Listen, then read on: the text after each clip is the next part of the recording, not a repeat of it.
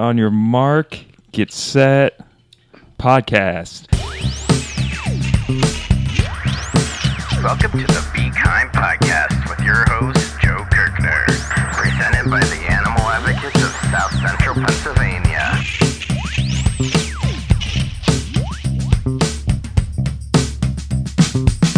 Welcome, everyone, to the Be Kind podcast, part of the Animal Advocates mission for a more compassionate world for all living creatures, whether you are made of ice, or you are water, or you are gas, or one of the Wonder Twins, or whatever.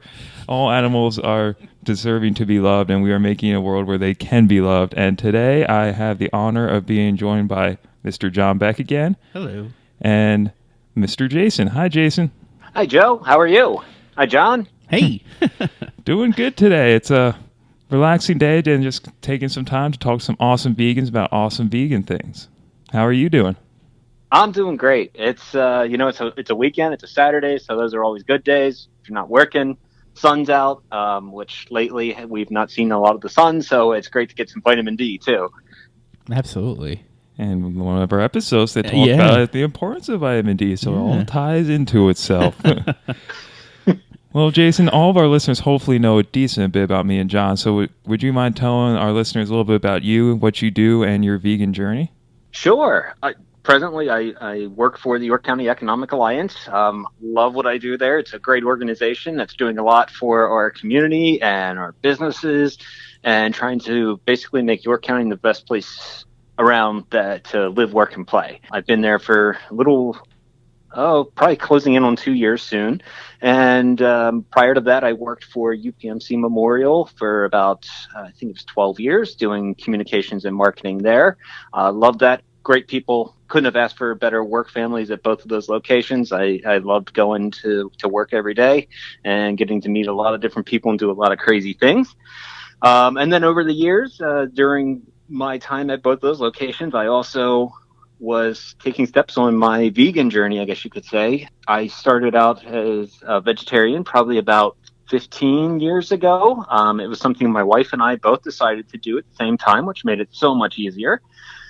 We were vegetarian for a few years, and then we decided to take the next step and plunge into being vegan. And we've been, for the most part, vegan since then. My wife has switched back to vegetarian a little bit to work in some dairy, but for the most part, we've been vegan for the last 10 years or so. That's awesome. And Jason, you may not know this, but when I first moved out here 6 years ago, you were one of the first fellow vegans in the area I ever met before I met any other vegans. I think it was at an event at Leg Up Farm I had met you and found out you were vegan, and that was one of the first fellow practitioners of veganism that I've ever met. So it's a little fun fact. I remember that. That was the Halloween treat trail, I think. And yes, it was always nice to run into fellow vegans because there weren't very many that you ran into on a normal basis, or at least if you did, you didn't know it. And in York County, I didn't realize that there was such a large vegan and vegetarian presence until over the last few years when it started to become a little bit more mainstream and started to see a little bit more activities like through animal advocates and some other local businesses and groups. And that's one of the things I wanted to pick your brain about as someone who's been in the area and very active in the community, talking with people, seeing things open up, close, seeing people offering new products, just really keyed into the local economy and seeing how have you seen veganism specifically in this geographic area grow or change over the years? That's a good question. When we first went vegetarian and then even vegan, it was difficult. York County was probably not the most vegan friendly area to be in, and it was difficult. But over those last few years, it has become so much more mainstream. We're seeing so many more restaurants and businesses that are offering vegan options. We're seeing the growth nationally, especially in the food area, where you're seeing so many other alternatives and products being made, so that you have so much more variety when you go to the grocery store and things like that. And it's actually becoming very easy to be vegan. Yeah, absolutely. I mean, I've noticed it, and it's incredible. And actually, I just saw an article today on Veg News that there is a vegan grocery store in the works, like a big chain. They're going to start off in large cities, and now it's hopefully in the next few years it's going to expand. So yeah, it's Oh, that's awesome. Yeah, I'm blown away by that because we definitely need that. That's a game changer. Yes, so yeah, yeah. it's definitely becoming more mainstream every day. So yeah, you're right. Yeah, my neighbor who is actually a vegetarian, and they moved in next to us about 2 or 3 years ago, and didn't know at the time when they moved in that they were also vegetarian. But I was talking with her a couple of weeks ago, and she actually mentioned about how she uses TVP, and it just jogged my memory. It's like, oh my gosh, like I have not used TVP in so long. But that was like a staple back when we first went, because there weren't very many things around. Now there's so many options, I've completely forgotten about it. Yeah. It's like Taco Bell back in the day. That was the go-to place for vegetarians and vegans, and now it's almost lagging behind everyone else. Yeah, and I just saw an article about them the other day that they're going to have Beyond Meat and they're bringing potatoes back. So I guess they took notes and they're bringing stuff back. So it's great. I love it. Well, it makes sense because, a lot of the statistics are showing that the trend is there. And if you want to appeal to a younger and growing target market, you need to start to expand into the vegetarian and vegan options, because, the higher percentages of vegan and vegetarian in the population are in the 18 to 49 age range. Mm-hmm. Something I'm always torn about is, do I want to buy the vegan options at non-vegan restaurants or go to the vegan restaurants? Because I feel like both have their pros and cons. Because you want to make sure that the non-vegan places still have those vegan options and still know it's a viable alternative to their animal-based products. But at the same time, if you go to a vegan restaurant, spend your money there, odds are that money will go directly towards people practicing veganism or vegan causes or things like that. So I'm always on the fence. So guys, what's your thoughts? I try and support both, obviously, as much as I can. But yeah, I totally. Yeah, I think you're with it. It's one of those conundrums that you can debate forever, and I don't know if you ever come up with a good answer on it. And, I've kind of given up and just said, okay, you know what? If I can support both, it's still pushing things in the right direction. Definitely. And from my experience too, if you're with a group of people and they're not all vegan, it's a much easier sell to go to the non-vegan place that has vegan options than the all-vegan place, just because of people's misconceptions over what vegan food is. Yeah. Very true. Very true. Well, Jason, along the lines of just being vegan in the community, I've worked in nonprofit fundraising and marketing for a few years now, and I often run into a quasi-ethical conundrum where I have to condone or promote or even actively support non-vegan actions, businesses, causes, what have you, whether it's trying to get people to buy milkshakes or ordering non-vegan food for an event or auctioning off leather purses and coats and stuff during fundraisers, accepting donations from non-vegan businesses like a dairy business, things like that. And I go back and forth on how I feel about it. I still have yet to come to an answer how to navigate that sticky situation in my day-to-day life. And as someone whose job is to be involved in the community, make connections, support everyone in the community, really lift up our local economy and people living in the area, how do you navigate that from a vegan perspective and ethic? That is a conundrum, and it's one that I've debated over years too. I think I've actually come to a pretty good middle ground for myself personally over the last few years, and I actually have to really thank some of my former colleagues and coworkers that I worked with at Memorial Hospital. I worked with our community health and wellness department, and we had some amazing community health educators that focused on nutrition education and diabetes education and tobacco cessation, and Pam Miller, Claudia Crozy, before that Renata Tate. They were amazing people, and they had a philosophy that they followed, in that they said you have to meet people where they're at, and because you can't make the change if you try to just rip off the Band-Aid and say, no, you can't smoke, or no, you can't eat carbs, or anything like that. And the more I thought about it, and the more that I put it into application, and I said, they're absolutely right. If you want to create behavior change or you want to promote something, you can't just flip the switch and say that's it. I think that we probably can see great evidence of how well that has worked in our political system right now, where it's like one or the other. There's no middle ground, nobody willing to like compromise and go on a journey of bipartisanship, and then all it's done is fueled like hatred and division. So the more I thought about it, the more I put it into context, I said, that's actually probably how I need to approach things that I do in my own work. And while they may not necessarily be things that I agree with, it's what I say, it's what I do that will leave a positive impression on somebody, that'll start to place those little building blocks in the back of their mind that says, hey, maybe vegetarian or veganism isn't as bad as what I thought, or it isn't as evil or difficult or hard to get through. And, maybe there's a little bit of a point to that. And then over time, those things build up. And, when you realize that and you just try to be the best person that you can be and do your job the best way that you can, even if there are times that there are going to be things that you can't, it's actually that you don't agree with necessarily. It opens the door and puts the hand out basically for others to kind of start to see that and head down that way. Because, ultimately, this is a marathon. It's not a sprint. We're not going to get to a cruelty-free world and a vegetarian or vegan-based society overnight. It took millennia to get to where we are, and we're seeing progress that's moving faster than ever, but it's still a little bit at a time. And that's the philosophy that I've taken as I go along. It's like, just go with it, roll with people where they're at, and show them the benefits of it without trying to force it. I like the way you think.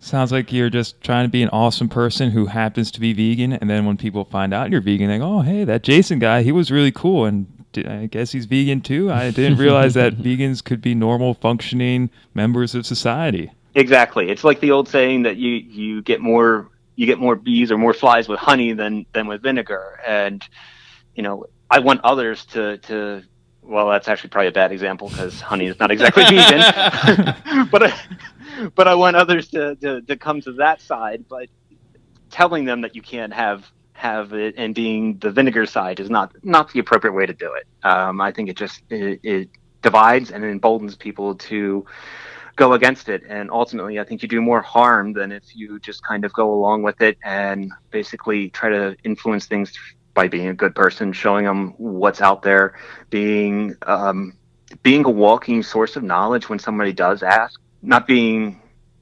detrimental and subjective and coming down on somebody, making them feel terrible for doing what they're doing.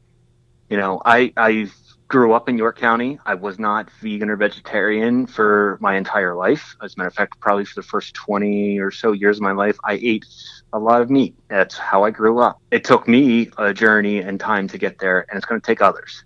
Yeah, I'd like to play the game whenever I run into these conundrums of what's the alternative. And in my mind, if putting myself in your shoes, if you're, say, promoting a ribbon cutting of a barbecue joint or something like that, if the alternative to doing your job and doing it in a professional way that's positive, putting yourself out there as a positive individual in the community who happens to be vegan at this event, the alternative to that would be basically coming at the business or establishment being really negative and confrontational, which would really just repulse them from the idea of veganism, hurt your overall well-being both personally and professionally, and not do anyone any good. So I think I'm trying to think of a vegan alternative for catching flies with honey.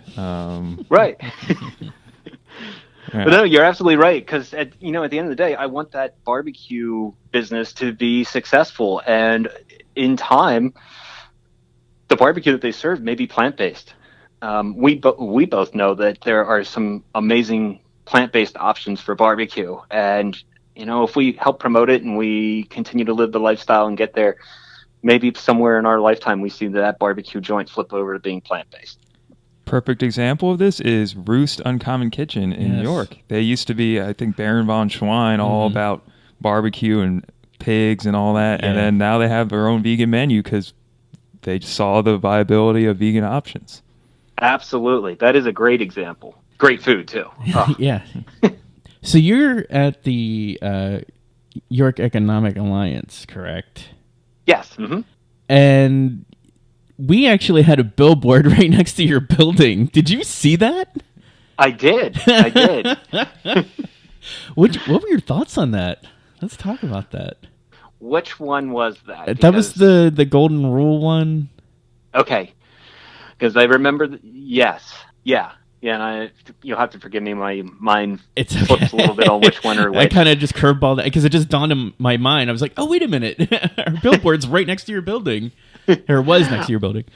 I mean, I loved all of the ads and the billboards that you guys have put together and put out. I think they're a little edgy, but they're not too edgy. Right. They're not as bold as, say, for instance, some things that PETA does. Right. And I love PETA. I'm a member with PETA as well. But I think sometimes the way that I go sometimes, right. Because again, if I'm coming at it as like that, and again, that comes back to that terrible example of the flies with the vinegar and the honey. But if you're trying to get somebody to come to your side, being right there in your face doesn't necessarily always help. So I think something like the golden rule one is that type of incremental building block that when somebody sees it, it's going to make them think.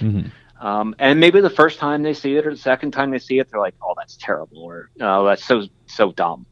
But the more they see it, the more that it creates top of mind awareness, the more it starts to then create an avenue into their thought stream where they start to think about it a little bit.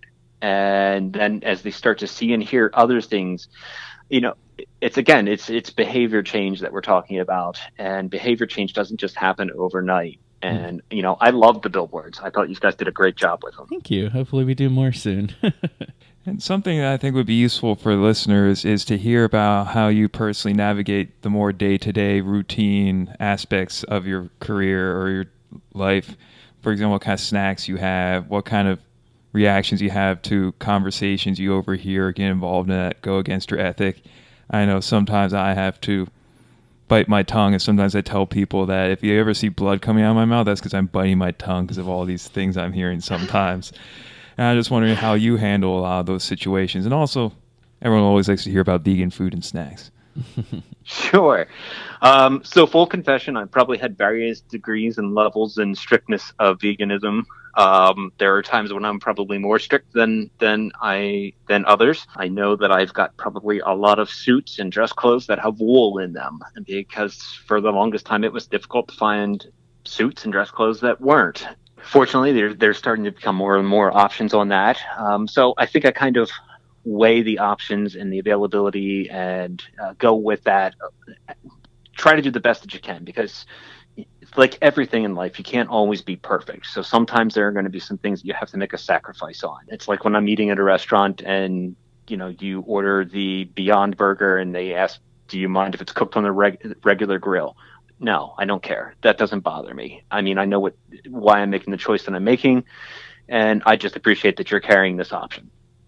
So as far as like how I navigate that when you go out, I think that actually kind of leads into that a little bit, because, especially when we would go out to like restaurants for, when you'd have lunch meetings, dinner meetings, or events, it's changed over the years. And there were times where it was very, very difficult to find something to eat, but there was almost always something on a menu that you would go along with. And I would, everybody that I went with would know that I was vegetarian or vegan, and it wasn't necessarily, they would probably sometimes feel bad that it's like, oh, you just ordered the French fries. It's like, come on, that's the only thing they have on the menu, but it's okay. I understand that and I accept it. And it's gotten easier over the years. So there's more and more places that are offering a lot of other different things. Yeah, I totally with you there on the clothes thing. Trying to find dress clothes that are all vegan and look halfway decent and aren't a small fortune is a nightmare.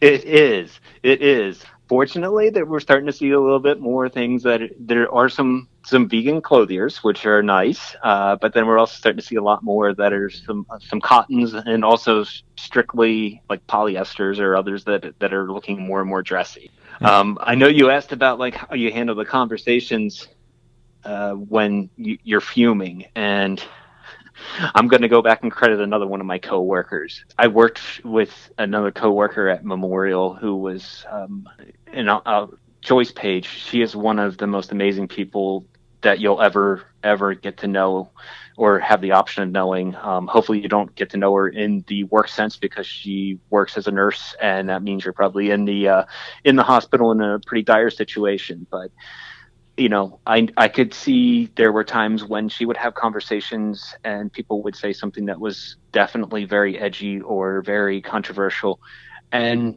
she took the high road. She bit her lip, because again, coming out and firing back, there are times and places for that, but there more often than not, you can do more harm by just firing back and saying what you really want to say than taking the high road and the measured approach and coming at it again over time.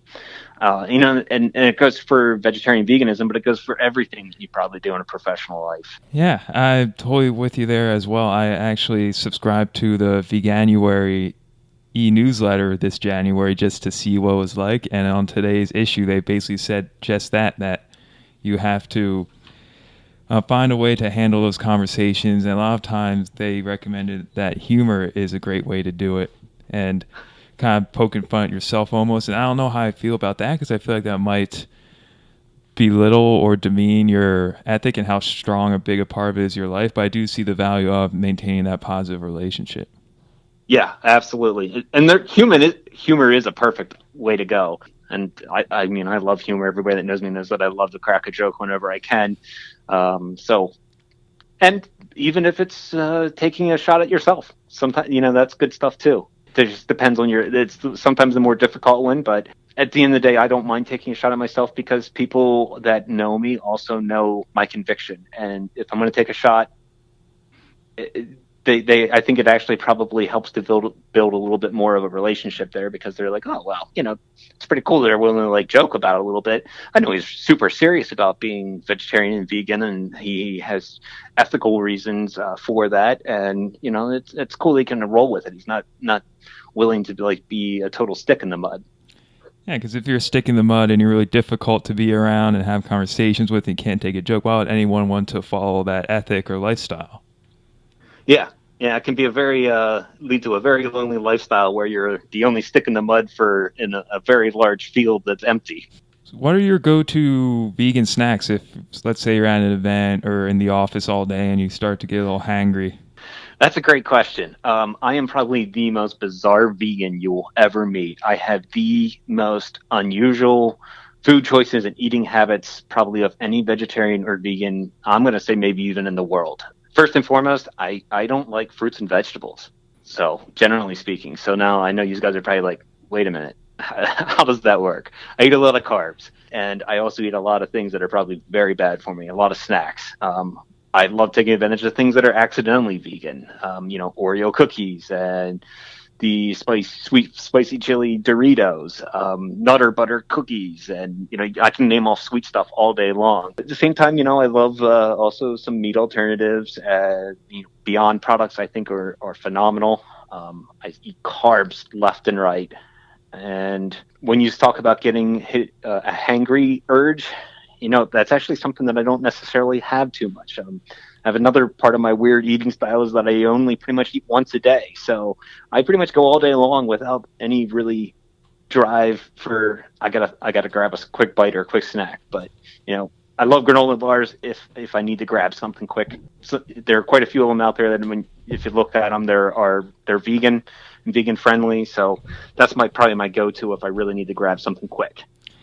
Me and you are complete opposites, and I think this is a great discussion because it really shows the versatility and variety that vegan diets can have. People think a vegan diet is just one thing. It's not. It's just a way of eating that encompasses many different styles of eating that that deliberately avoids exploiting or hurting living, breathing, feeling animals. I snack constantly, and my go-tos are basically just raw fruit. I eat apples all the time because it's so easy. Just grab an apple and eat it and you're good to go, or bananas or anything like that. And I love all that. And it's fine. I also drink just about every night, and I tap that out. I feel like I cancel that out with all the fruits and vegetables. And I just eat trash. So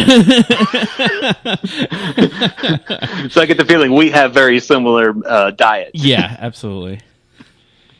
This, Yeah, you're absolutely right. I think you hit the nail on the head there when you were talking about, like, a vegan diet is just a lifestyle choice. It's not necessarily, I mean, you can eat very, very healthy as a vegan or very unhealthy as a vegan. And I remember when I first started off and took the step as a vegan, I ate very healthy as a vegan, and I lost some weight. And I was in probably the best shape of my life. And then I found all the other stuff that I was like, oh, that's vegan? Huh. And my waistline has definitely shown the recourse of that. Yeah, when I found out, Swedish fish were vegan and Martin's potato chips were vegan, I was done. I was done. Absolutely. which are the ones where the salt and vinegar ones aren't vegan or Oh something? yeah, that's so annoying. Yeah. It's like I want to eat you and I can't. Stop that. But there are some that are. So. Yeah.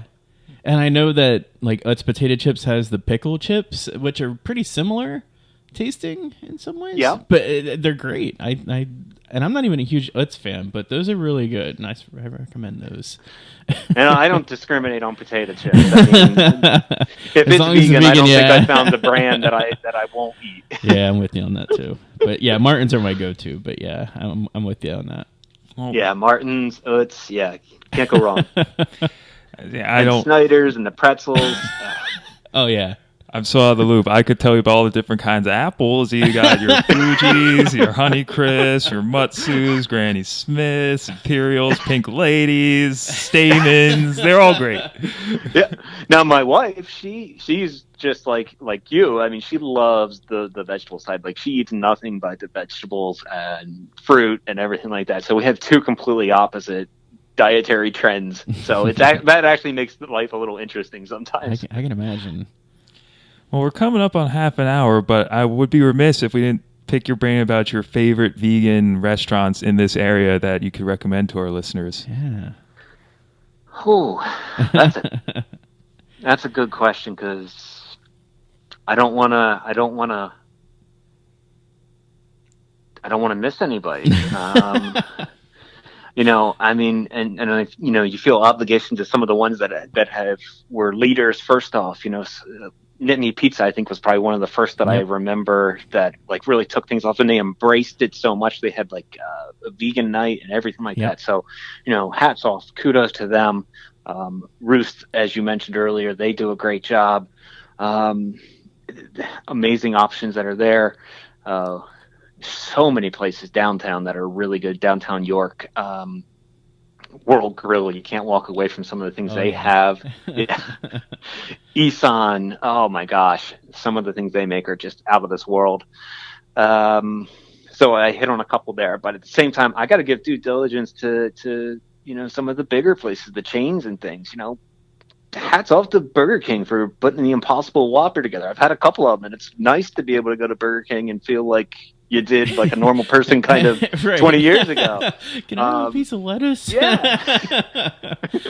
Taco Bell. Look at they've been like completely revamping their menus for like the vegetarian side, and have quite a few of those vegan options. Yep. Mod Pizza. So, I mean, Yeah, there's so many. I just am so excited by all the opportunities that are out there. They've all done a great job with it. Yeah. They've made things that are very appetizing and make it very easy to order. I'm a big fan of Mod Pizza too. It's basically Subway with pizza. It's great. know, and they don't charge you extra for toppings. That's amazing. Like, oh my god. Just had Mod Pizza last night. Nice. Yeah, it's so good. Man, I gotta go back there now. I know. Well, And of course, my wife, I mean, she's addicted to raw burritos. So. Oh yeah, I haven't been there in a while. I miss it. I need a burrito bad. So got to give them a shout out, because we've been getting the raw burritos, vegan burrito for years too. That's a and great to anybody burrito. else that I miss, that's been around for a few years, I'm sure that I probably had your stuff. I apologize. I probably left the course of my mind here. Well, Jason, it's been great talking with you. And if anyone wants to reach out to you and talk about anything or ask any questions, how can they get a hold of you?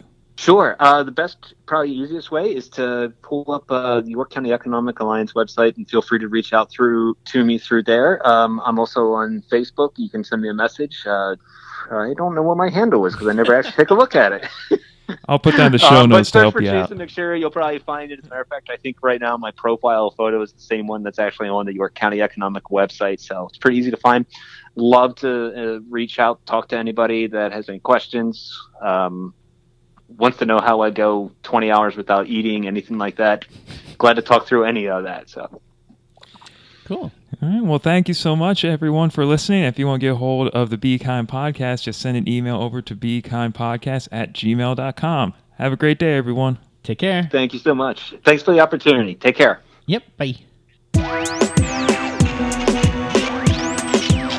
Thank you for listening to the Be Kind podcast, presented by the Animal Advocates of South Central Pennsylvania.